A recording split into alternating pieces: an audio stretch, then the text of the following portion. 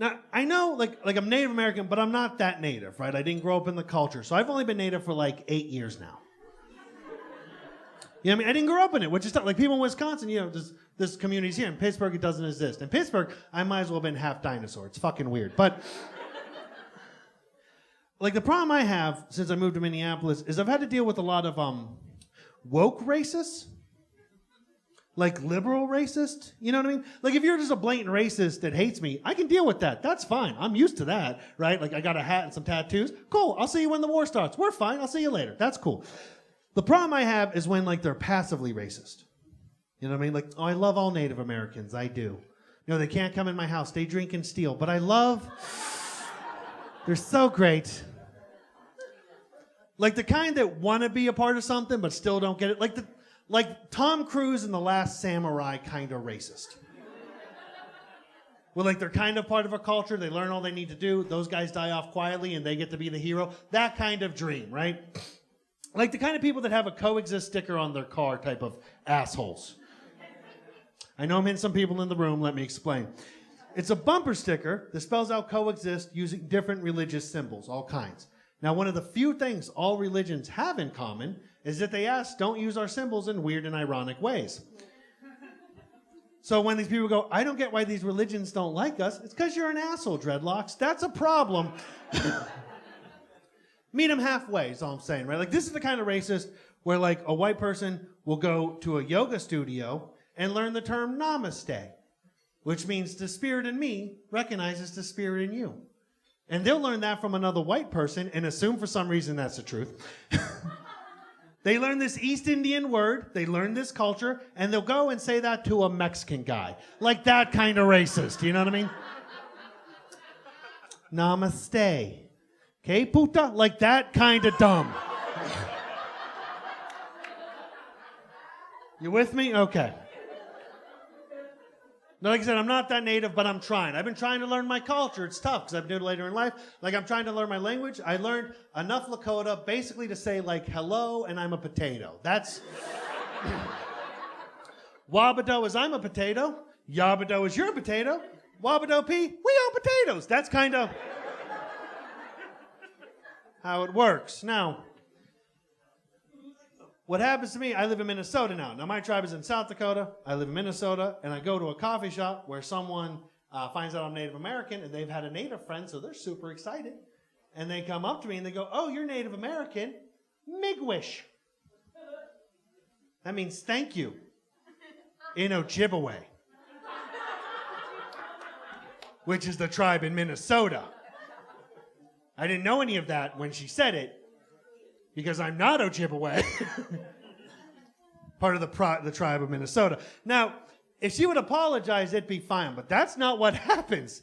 What happens is she gets mad at me like I did something wrong. She goes, you don't speak your own language? Why don't you speak your own language? And I'm like, there's two really good reasons there. Blonde hair with dreamcatcher jewelry.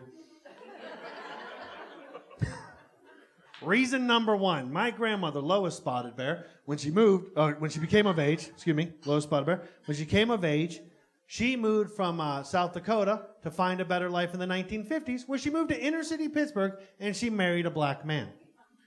Give you an indication of the type of life my grandmother was living. She moved to inner city Pittsburgh in the 1950s, saw a black man, and went, man, he's got it really good right now. Oh my God. He has like 5 more rights than I have. This is awesome. I can feel some of you tightening up like that's going to change the history. That's not how this works. Number one. 2, that's how my grandma met my grandpa. Quit being haters. It's romantic. Now, they ended up having my father in Pittsburgh. Since he was dark-skinned, he was raised as a black guy, because in Pittsburgh at the time, you can only be one of 2. I know that's really stupid. We don't have time. Now, I was raised, and he had me with the redhead. I came out looking like this, and we had to learn fun with genetics to explain this pale-ass face. It happens with dominant, recessive. If you beat it by... It's fine. Now, we don't have time. Now, we both have tried to learn about our culture later in life because we weren't raised around it. He came in his 40s. I showed up in my 20s. And we've been trying to learn, but it's tough because the culture that gets messed with, they don't normally let outsiders in quickly. Now, that's reason one. And the second reason, and this is almost just as important, is I'm not fucking Ojibwe. That's like going to a Korean person, saying konnichiwa, and getting mad when he doesn't know what the fuck you're talking about. Because Korea and Japan are different countries. Look, if you're not laughing, you're learning. We'll get through this. It's fine.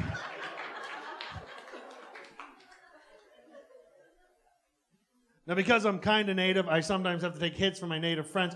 For an example, like a couple years ago, my dad got sick. He was dying in Pittsburgh. I had to go home to do last rites. He wanted Lakota last rites. It involves sage and lighting it on fire and using smoke, like smudging. There's some prayers. It's a lot like Christian last rites, but our beats are cooler. Like Christians, you got the melody, we got the beat. It's like rap to R&B. It's fine. It's how it works. Now,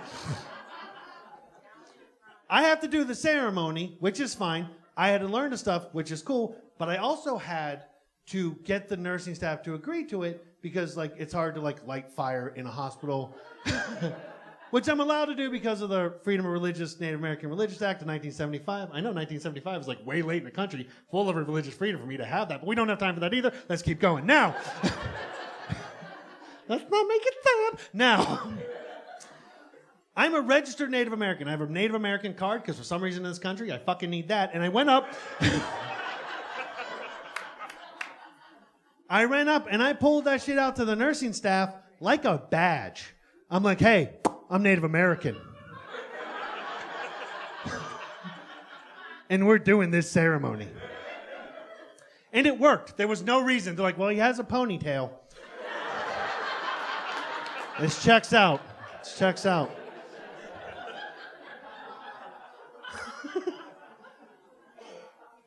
So stupid. What ended up happening, the nursing manager, the woman who could decide if this happened or not, came up to me and she goes, hey, listen, can I watch the ceremony? I love Native American culture. I'm not the best with timing, but I love Native American culture. Can I watch this and be a part of it? And I said, well, listen here, Kevin Costner. I'm down to be your Graham Greene through this, you little dance of the wolves, but listen. The problem is when you bring someone into your cultural things, they sometimes get more mad when it's not more stereotypical. It works for anything, on anybody. You take someone from like the East Coast to a Packers game, and like I'm from Pittsburgh, I went to a Packer game, you're like our fans, but you don't stab each other. I don't get that. That's not what I was raised with. Like, what? You're helping each other? This is, like, it's just weird. Blows your mind, right? Now, here's the thing. I'm not doing anything super Indian. Like, there's no native cheese. Like, I'm not wearing a headdress. I'm not wearing war paint. But now because this woman's in the room, I have to engine this shit up for her.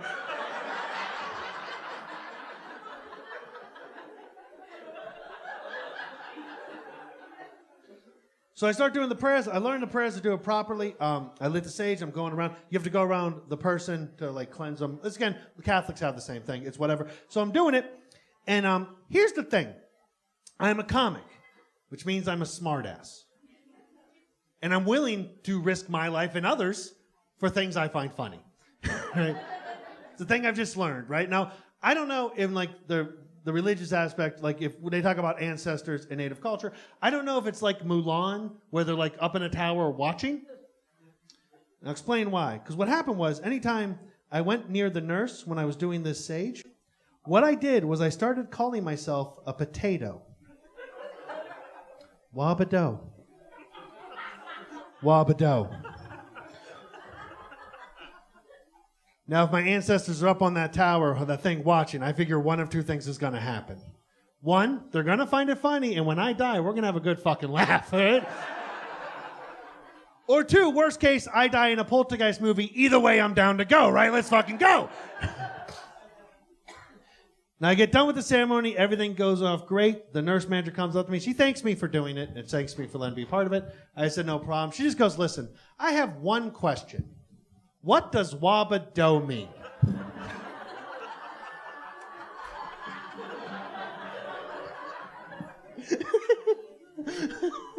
It means the spirit in me recognizes the spirit in you. Namaste. You guys gonna love Trevor. Have a great night. Love you, Skyline.